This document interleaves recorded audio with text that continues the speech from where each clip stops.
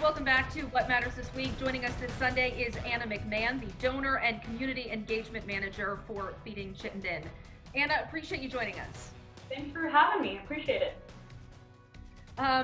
There's a lot to talk about, especially when it comes to the virtual turkey roundup. But first of all, I do want to talk about the pandemic at large and how that's affected your nonprofit.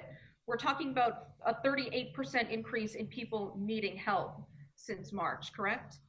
Yes, we've seen a remarkably big increase in the number of people seeking food, and it's been most of those folks have been newly unemployed as a result of the pandemic.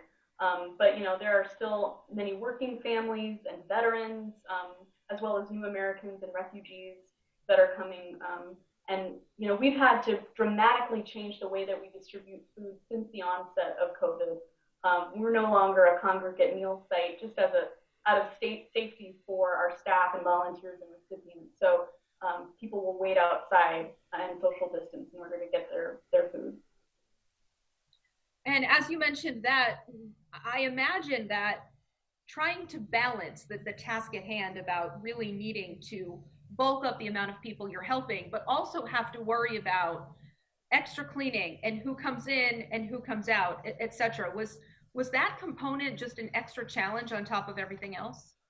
Yeah, I think in the early days of this pandemic, it was very much a learning process, as it was for everyone. And we were trying to, follow CDC guidelines and make sure that our biggest priority has and will continue to be the safety of community members. So, we've dramatically limited the number of volunteers that we can have on site, even though we're seeing this big increase in the number of people seeking our services. So kind of having to acclimate that way, but also making sure that staff are wearing masks and gloves on site, that we're taking, temperatures of everyone that comes in the building, as far as contact tracing, and also just asking people if have they been tested, or have they felt any symptoms lately. We're just really trying to make sure that we can continue to serve the public and do so in a safe way. What was the most difficult part of trying to help meet the need of this community since March? Was it right away, or how did it develop? I think right away, once the stay-at-home orders were issued in March, we kind of made a dramatic pivot as far as no longer being a congregate meal site and doing everything at the door. So that would be our breakfast program as well as groceries. Everything is distributed at the door. We also, at one point in time, had an emergency meal delivery program that was staffed with our Community Kitchen Academy program. So we had graduates of that program who were putting together, at one point in time, over 1,000 meals a day that were going out to people who were being temporarily housed at area motels and hotels.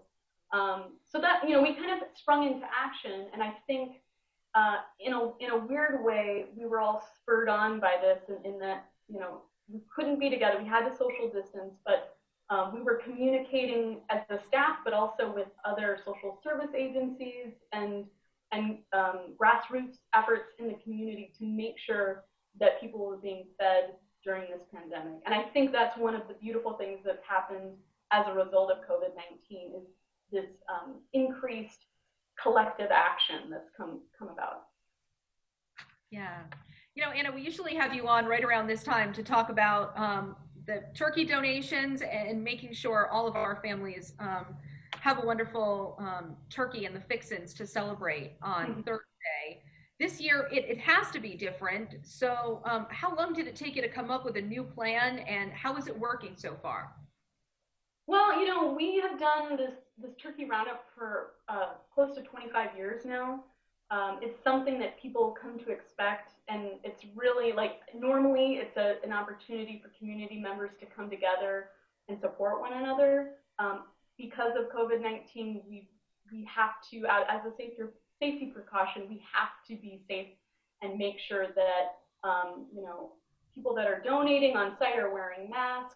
that the recipients who are waiting in line are spaced out. And honestly, the easiest way for people to give back is really just to make that virtual online donation.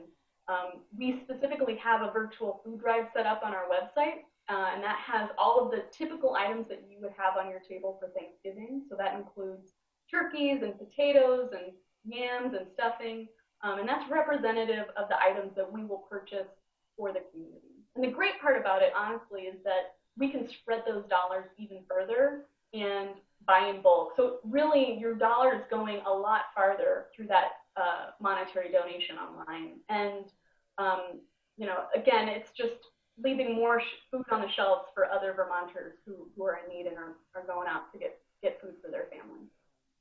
And a donation of $25 will actually help a family of 4, correct? Correct. Yeah. So it's as little as $25.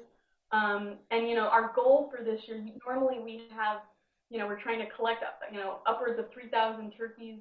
This year, we're switching and we're really trying to focus on the number of families served. So we're trying to feed 3,500 families. Right now, we have less than 500 families served. So there's a long way to go between now and Thanksgiving, and we're really just. I know that this community, Vermont, is a close-knit community, and we're just trying to make sure that that these families are served. And I have no doubt that people will reach out.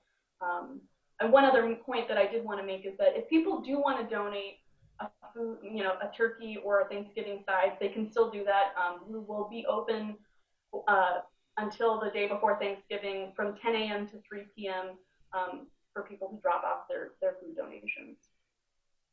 This virtual giving, is that going to be the plan for Christmas too? It looks like it with the spike in COVID cases. We're going to, that need will persist after Thanksgiving, and if anything, it may increase. So we're really, again, hesitant to encourage people to come on site if they don't have to. And again, just one, they can even, we have a text to give campaign. So if you text the word give to 802-242-5953, you can do it from your couch and make a donation. Again, that $25 will help feed a family of 4. And Anna, one final question. How has this year, the better part of 8 months now, changed how you're planning for 2021 and that first quarter of 2021? This is usually the time of year when people are getting ready for the holidays that they think to give to our organization. Not to say that people don't give throughout the year, but there's kind of a spotlight on food insecurity around this time. But really, that need is persistent, 365 days out of the year. So we are going to continue to promote this messaging, and really, it's not so much about what we're saying, but the people that we serve. And the stories that you hear are honestly pretty heartbreaking. It's I spoke with a mother who is worried about isolation and feelings of loneliness, and how to combat that in winter when you're not allowed to see anyone outside of your household.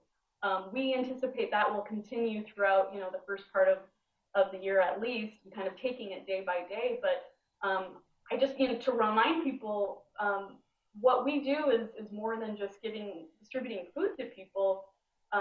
You're giving people kind of a sense of hope and a sense of support from other community members when they're receiving that contribution. And we'll continue to do that next year as well. Perfect note to end on. Anna McMahon, thank you so much for joining us. Thank you so much.